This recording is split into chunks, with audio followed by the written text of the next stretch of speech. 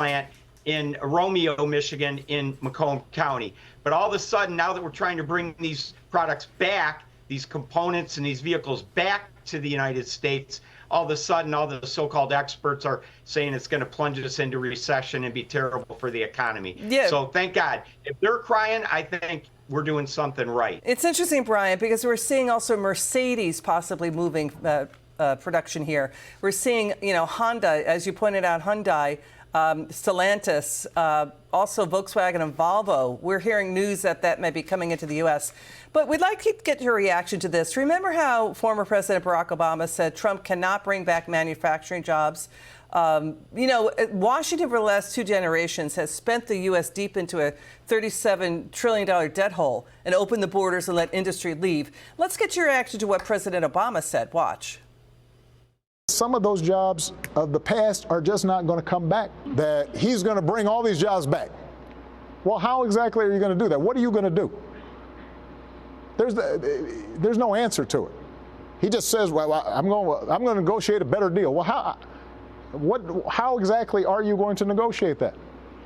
What magic wand do you have?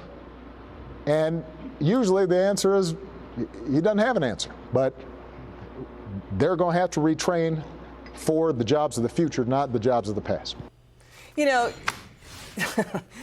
Brian, you take away the voice, you take away the person, let me back up. You just listen to the voice, listen to what's being said. The answer there was always more spending.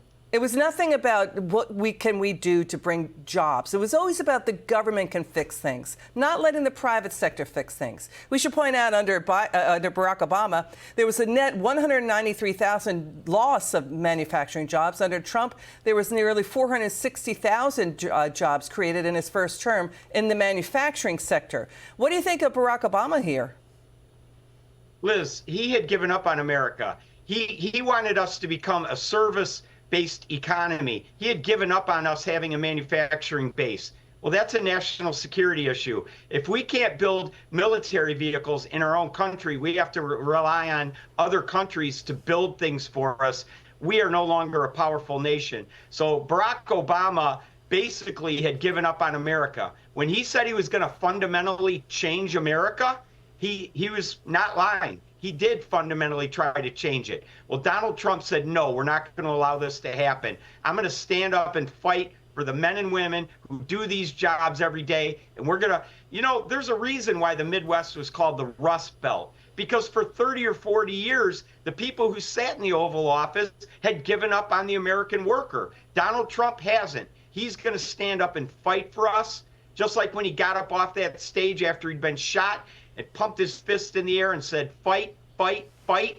We know he's going to fight for us, and that's why we support him. Brian Pannebecker, thanks for being with us tonight. We really appreciate you. We know you're very busy, so we'll stay on the story, okay? It's good to